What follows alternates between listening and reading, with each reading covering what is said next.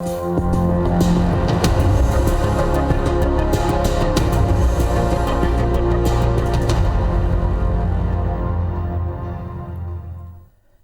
आप देख रहे हैं IBC 24। मैं हूं आपके साथ विजय कुमार पंड्या। चुनावी चौसर में आप सभी का स्वागत। मध्य प्रदेश में उपचुनाव में कांग्रेस ने अपनी पूरी ताकत झोंक दी है। राजस्थान के पूर्व उप मुख्यमंत्री सचिन पायलट ने आज ग्वालियर चंबल क्षेत्र में कांग्रेस के लिए ताबड़तोड़ चुनावी सभाएं की हैं। उनके साथ आचार्य प्रमोद कृष्णन भी मौजूद रहे। दोनों नेताओं ने शिवपुरी जिले की करेरा और पोहरी विधानसभा क्षेत्र, मुरैना जिले की जौरा और ग्वालियर सीट पर कांग्रेस के लिए प्रचार किया है। ग्वालियर में प्रदेश कांग्रेस अध्यक्ष कमलनाथ भी मौजूद रहे। इस दौरान सभी सभाओं में कांग्रेस के इन दिग्गज नेताओं ने बीजेपी पर जमकर हमला बोला और कांग्रेस प्रत्याशियों को जिताने की अपील की। सचिन पायलट ने कहा कि 2018 के चुनाव में जनता ने बीजेपी की विदाई कर दी थी, फिर भी ये पीछे दरवाजे से वापस आ गए। सचिन पायलट ने बीजेपी को चुनौती देते हुए कहा है कि अगर हिम्मत है तो विधानसभा भंग करा दो, कांग्रेस 2/3 बहुमत से आएगी। सचिन ने उपचुनाव में सभी सीटों पर जीत का दावा किया है। वहीं कांग्रेस नेता आचार्य प्रमोद कृष्णन ने कहा है कि कमलनाथ की पीठ में खंजर घोंपे जाने का दर्द जनता के दिलों में है। जनता फरेबियों का तख्ता पलट करेगी। उन्होंने कहा कि 15 अगस्त को देश आज़ाद हुआ था, अब 10 नवंबर को ग्वालियर आज़ाद हो जाएगा। वहीं कमलनाथ ने बीजेपी पर जमकर हमला बोला। उन्होंने बीजेपी सरकार को सौदे की सरकार बताया। उन्होंने कहा कि आज मध्य प्रदेश बिकाऊ राजनीति के कारण बदनाम हो रहा है। उन्होंने उपचुनाव को प्रदेश के भविष्य का चुनाव बताते हुए सच्चाई का साथ देने की अपील की। लेकिन चैन से नहीं बैठा। 28 उपचुनाव तो मध्य प्रदेश में है। आप देख लेना कि आपकी पीठ में जो खंजर भोंका गया है, उससे जो लहू की बूंद निकल रही है, कमलनाथ जी, उसकी पीड़ा आपको कम है। मध्य प्रदेश की जनता के हर बच्चे बच्चे को उसकी पीड़ा है। अगर आपको अपने ऊपर, अपने कार्यकर्ताओं के ऊपर, अपनी पार्टी के ऊपर, अपनी विचारधारा के ऊपर इतना विश्वास था तो एक बार आप जरा विधानसभा भंग करके देख लो और चुनाव लड़वा लो, पूरा पता पड़ जाएगा। 2/3 बहुमत के साथ कांग्रेस जीत कर आएगी। अपने देश में 60 उपचुनाव हो रहे हैं, इसमें से 28 उपचुनाव तो मध्य प्रदेश में है। ये कौन सा उत्सव है? ये सौदेबाजी का उत्सव है? ये बिकाऊ का उत्सव है? ये आज प्रश्न आप सबके सामने है। ये चुनाव केवल उपचुनाव नहीं है, ये चुनाव मध्य प्रदेश के भविष्य का चुनाव है। इधर ग्वालियर पूर्व सीएम उमा भारती की सभा हुई है। चुनाव प्रचार के दौरान उमा भारती ने एक बड़ा बयान दिया है। एमपी के कांग्रेस की सरकार बनना एक देवी घटना थी। बीजेपी सरकार नहीं गिराना चाहती थी। चंबल से बीजेपी का सुपड़ा साफ हो गया था। मुझे तो हमेशा से ही ज्योतिरादित्य सिंधिया बीजेपी के लगते थे।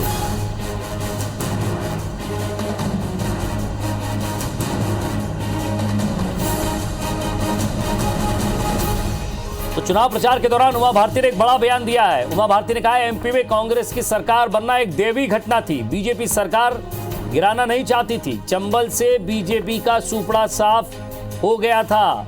मुझे तो हमेशा से ही ज्योतिरादित्य सिंधिया बीजेपी के लगते थे।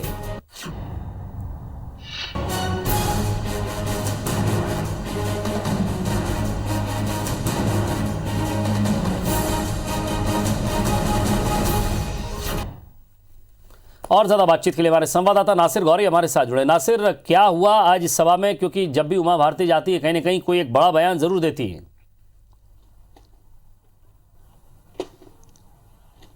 बिल्कुल विजय, मध्य प्रदेश में जो 28 सीटों पर उपचुनाव होना है और ऐसे में 6 दिन बेहद खास है और इसमें स्टार प्रचारक है वो लगातार दौरे पर है। उसी कड़ी में आज उमा भारती ग्वालियर विधानसभा सीट है वहां पर आई हुई थी और उन्होंने जैसा कि पहले तो बीजेपी को लेकर बड़ी बात कही है। उन्होंने कहा कि लगातार जिस तरह से जो मध्य प्रदेश में जो बीजेपी की सरकार गई, यानी एक देवीय घटना थी। उन्होंने कहा ये कोई आश्चर्य की बात नहीं थी, क्योंकि 15 साल से लगातार बीजेपी सरकार में थी। थोड़ा सा लोगों को भी लग रहा था, उनको लग रहा था कि एक ही सरकार है, कहीं ना कहीं बदलाव चाहते तो बदलाव आ गए, लेकिन एक ही एक स्वाद का मजा लेते रहते थे। लेकिन उनको एहसास होने लगा कि 15 महीने की जो कांग्रेस की सरकार थी उससे कितना फर्क पड़ा। और उसके बाद जिस तरह की घटना हुई उससे ये प्रतीत होता है कि ये बीजेपी ने सरकार नहीं गिराई, बल्कि कांग्रेस के लिए कांग्रेस ने, क्योंकि जिस तरह का जो बहुमत मिला था वो मध्य प्रदेश में चंबल से बीजेपी का सुपड़ा सफाया हो गया था, लेकिन वोट मिला था केवल ज्योतिरादित्य सिंधिया के नाम पर। लेकिन ज्योतिरादित्य सिंधिया को पीछे कर दिया गया, जिसके कारण सरकार गिर गई। और उन्होंने ये भी साफ कहा कि वो 2024 का चुनाव लड़ेंगी और सक्रिय राजनीति में आएंगी। उन्होंने कहा कि उन्होंने केवल जो प्रण लिया था 2019 का चुनाव नहीं लड़ने का लिया था, लेकिन 2024 की राजनीति में फिर से वो प्रवेश करेंगी, चुनाव लड़ेंगी और बाकायदा जनता से जुड़ेंगी। और उन्होंने कहा कि अब रामराज की स्थापना होनी चाहिए। जिस तरह से रामलला विराजमान हो गए, लेकिन अब रामराज की स्थापना बेहद जरूरी है और इसलिए वो चाहती हैं कि वो भी चुनाव लड़ें, उस काम में बढ़ चढ़कर हिस्सा लें। लेकिन अगर देखा जाए ग्वालियर चंबल अंचल में जितने भी आज स्टार प्रचारक थे, दो महत्वपूर्ण सवाल आपसे करना चाहूंगा। उन्होंने कहा कि मैं भी चुनाव में आऊंगी, क्या लोकसभा के चुनाव में आएंगी या विधानसभा के चुनाव में आएंगी? और दूसरी बड़ी बात ये कि आज आचार्य प्रमोद कृष्णन और सचिन पायलट भी मौजूद थे, क्या हुआ? लगातार बयानबाजी हुई, जरा ये दोनों सिलसिलेवार समझाइएगा।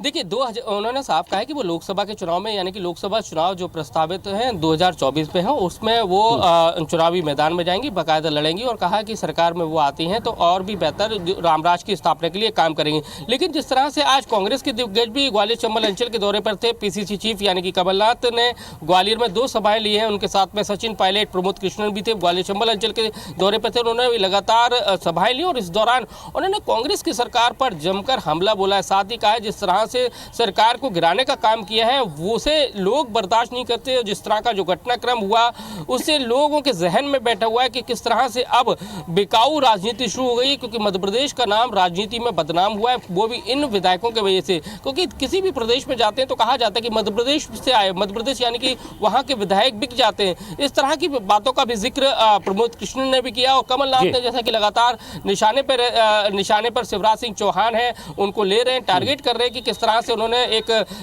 नोट की सरकार बनाने का काम किया और वोट की सरकार को गिराने का काम किया है। लेकिन देखा जाए तो जो 6 दिन है मध्य प्रदेश के 28 सीटों के लिए बेहद खास है, क्योंकि चुनाव प्रचार के लिए अब 6 दिन बचे। ऐसे में बीजेपी हो चाहे कांग्रेस हो, उन्होंने फील्ड में यानी कि ग्राउंड लेवल पर अपने जो स्टार प्रचारक है, चलिए नासिर, बहुत बहुत शुक्रिया तमाम बातचीत के लिए। और इधर मध्य प्रदेश की पूर्व सीएम उमा भारती ने उपचुनाव को लेकर छतरपुर की बड़ा मलेरा सीट पर पूरी ताकत झोंक दी है। उमा भारती ने यहां 2 दिन सभाएं कर बीजेपी प्रत्याशी प्रद्युम्न सिंह लोधी के पक्ष में प्रचार किया। चुनावी सभा करते हुए कहा कि इस क्षेत्र की जनता को एक नहीं 4 विधायक मिलेंगे, एक वो स्वयं, दूसरा सीएम शिवराज, तीसरा मंत्री गोपाल भार्गव और चौथे विधायक प्रद्युम्न सिंह लोधी बनेंगे। उमा भारती ने बीजेपी प्रत्याशी के प्रति जनता में नाराजगी पर कहा कि यदि उनसे लोगों की कुछ नाराजगी है उसे दूर कर लें, नहीं तो थोड़ी सी नाराजगी जीवन में बहुत दुख देती है। साल 2024 में सांची में सक्रिय राजनीति में उतरने की बात पर कहा कि 24 में राजनीति की बात सही है। अब 4 एमएलए हो गए समझ लो। नंबर 1 शिवराज, नंबर 2 गोपाल भैया, नंबर 3 में और नंबर 4 मुन्ना।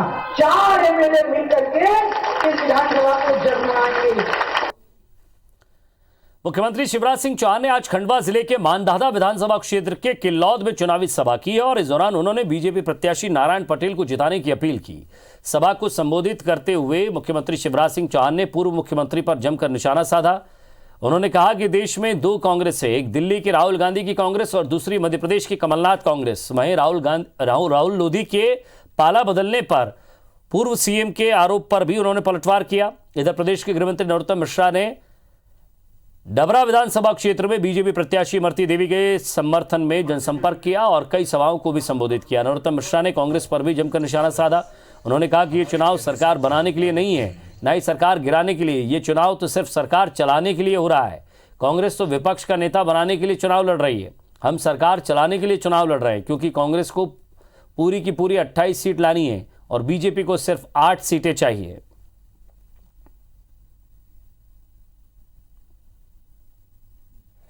उसको जरूरत है 29 सीटों की। चुनाव को 28 पे हो रहा है और 28 में से 28 वो जीत जाएगी, ये संभव है क्या? इसलिए मैंने कहा कि पहली बार विपक्ष का नेता कांग्रेस में चुने, इसके लिए चुनाव हो रहा है। राज्यसभा सांसद ज्योतिरादित्य सिंधिया ने आज देवास के हाटपिपलिया विधानसभा क्षेत्र के सिंगाबदा गांव में चुनावी सभा को संबोधित किया। उन्होंने बीजेपी प्रत्याशी मनोज चौधरी के लिए वोट मांगे। चुनावी सभा को संबोधित करते हुए उन्होंने पूर्व मुख्यमंत्री और दिग्विजय सिंह पर जमकर निशाना साधा। वहीं सचिन पायलट के दौरे को लेकर उन्होंने कहा कि वो मध्य प्रदेश में उनका स्वागत करते हैं। सिंधिया ने कहा कि वो छोटी मानसिकता वाले नेता नहीं है, सचिन पायलट को कोई सलाह देने के सवाल पर उन्होंने कहा कि मैं कौन होता हूं उनको सलाह देने वाला, मुझे अपना कर्म करना है और कांग्रेसियों को उनका कर्म करना है। मतदाताओं को निर्णय लेना है, जो निर्णय है जनता लेगी वो सिर माथे पर होगा। वहीं बीजेपी पर पुलिस प्रशासन की मदद से उपचुनाव जीतने की कोशिश के दिग्विजय सिंह के आरोप पर उन्होंने कहा है कि जिसे हार का आभास हो जाए वही ऐसी बात करते हैं। मैं कौन होता हूँ सलाह देने के? आप होते हैं कोई मुझे सलाह देने के? मैं कोई नहीं किसी को सलाह देने के। मुझे अपना कर्म करना है या क्या कांग्रेसियों को अपना कर्म करना है और मेरे मतदाता देवताओं को निर्णय लेना है और जो निर्णय ये लेंगे वो शर्माते उनके समक्ष। सीएम शिवराज सिंह चौहान राजपूत समाज के शस्त्र पूजन कार्यक्रम में शामिल होने के लिए इंदौर पहुंचे। चौहान ने इस दौरान मंच से कई घोषणाएं की। राजपूत समाज को साधने के लिए इंदौर में सीएम शिवराज सिंह चौहान ने बड़ा ऐलान किया है। उन्होंने रानी पद्मावती की स्मृति में भोपाल के मनु भवन टेकरी पर आरक्षित जमीन पर भव्य स्मारक बनाने की घोषणा की। इसके लिए राजपूत समाज का एक प्रतिनिधिमंडल भी बनाया जाएगा जिससे इसे बेहतर स्वरूप दिया जा सके। इतना ही नहीं, रानी पद्मावती की जीवन को प्रदेश सरकार स्कूल पाठ्यक्रम में शामिल करेगी। महाराणा प्रताप के नाम पर शौर्य पुरस्कार और महारानी पद्मावती के नाम पर पद्मिनी पुरस्कार भी प्रतिवर्ष मध्य प्रदेश सरकार देगी। इसमें लगभग 2 लाख रुपए की राशि दी जाएगी। उन्होंने पद्मावती फिल्म के प्रदर्शन के दौरान करणी सेना के युवाओं पर दर्ज मुकदमे वापस लेने की घोषणा की है।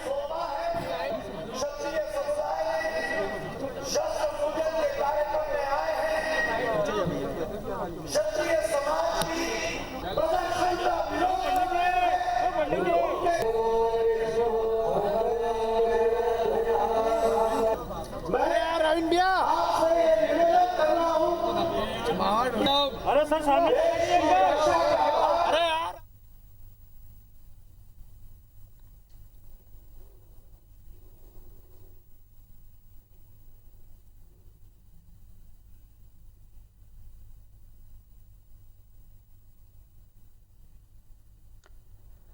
मध्य प्रदेश में होने जा रहे उपचुनाव में अफसरों की भूमिका को लेकर सरकार और विपक्ष आमने सामने आ गई हैं। कांग्रेस लगातार आरोप लगा रही है कि प्रदेश की बीजेपी सरकार अफसरों पर दबाव बनाकर चुनाव जीतना चाहती है। दिग्विजय सिंह के नेतृत्व में कांग्रेस ने चुनाव आयोग से ऐसे कई मामलों की शिकायत की है। वहीं सीएम शिवराज सिंह चौहान ने दिग्विजय सिंह समेत कांग्रेस के नेताओं पर अफसरों को धमकाने का आरोप लगाते हुए चुनाव आयोग से इस मामले में संज्ञान लेने की मांग की है। पूर्व मुख्यमंत्री दिग्विजय सिंह ने एक बार फिर चुनाव आयोग का दरवाजा खटखटाया है। उन्होंने बीजेपी सरकार पर उपचुनाव में तैनात अधिकारियों और कर्मचारियों पर दबाव बनाने का आरोप लगाया। उन्होंने शिकायत की है कि बीजेपी के इशारे पर कांग्रेस प्रत्याशियों को पोस्टल बैलेट के वोटर्स की सूची नहीं दी गई, लिहाजा सूची उपलब्ध कराने के बाद मतदान कराया जाए। साथ ही पोस्टल बैलेट से अब तक हुए मतदान भी निरस्त किए जाएं। उन्होंने सुर्खी विधानसभा क्षेत्र में मतदाता सूची को लेकर भी शिकायत की। दिग्विजय ने चेतावनी दी है कि जो अफसर नियमों के खिलाफ बीजेपी का साथ दे रहे हैं, ऐसे अफसरों से कांग्रेस को निपटना आता है। दिग्विजय के बाद वीडी शर्मा भी चुनाव आयोग पहुंचे और कांग्रेस नेताओं की शिकायत की। उन्होंने कहा कि कांग्रेस न सिर्फ अधिकारियों और कर्मचारियों पर सवाल उठा रही है, बल्कि संवैधानिक संस्थाओं पर भी उसका भरोसा नहीं रहा है, जो आचार संहिता का उल्लंघन है। वीडी शर्मा ने दिग्विजय सिंह के साथ ही अन्य कांग्रेस नेताओं के चुनाव प्रचार पर रोक और दंडात्मक कार्रवाई की मांग की है। जहां जहां शिकायतें आई हैं उन पर हम नजर रख रहे हैं और उन्हें चेतावनी भी देते हैं। यदि कोई इस प्रकार के हरकत से पकड़ा गया तो हम कांग्रेस जन सरकार में रहे ना रहे, ऐसे तत्वों से निपटना हम लोग जानते हैं। मैं ये कहना चाहता हूं कि इस प्रकार के लोगों पर इलेक्शन कमीशन ऑफ इंडिया भी और मध्य प्रदेश के मुख्य निर्वाचन पदाधिकारी को हमने जो कंप्लेंट की है कि इनके चुनाव प्रचार पर प्रतिबंध लगाया जाए और इनके खिलाफ कानूनी कार्रवाई हो। इधर मुख्यमंत्री शिवराज सिंह चौहान ने दिग्विजय सिंह और कांग्रेस के अन्य नेताओं पर अफसरों को धमकाने का आरोप लगाया। उन्होंने कहा कि हार के डर से बौखलाए कांग्रेस नेता अफसरों का मनोबल तोड़ने का काम कर रहे हैं। सीएम शिवराज सिंह ने चुनाव आयोग से ऐसे मामलों में खुद संज्ञान लेकर कार्रवाई की मांग की है। सीएम के बयान पर पलटवार में दिग्विजय सिंह ने कहा कि चुनाव आयोग इस बात पर भी संज्ञान ले कि सीएम शिवराज दबाव बनाकर अधिकारियों से पार्टी के पक्ष में काम करवा रहे हैं। अपनी संभावित पराजय से बौखलाकर आजकल कर्मचारियों और अधिकारियों को धमका रहे हैं। रोज धमकी दी जा रही है, हम देख लेंगे, हम निपट लेंगे, हम निपटा देंगे। जी बिल्कुल, और संज्ञान इस बात का भी ले कि शिवराज सिंह चौहान जिन पुलिस अधिकारियों के माध्यम से प्रभावित करना चाहते हैं उसका भी संज्ञान लें।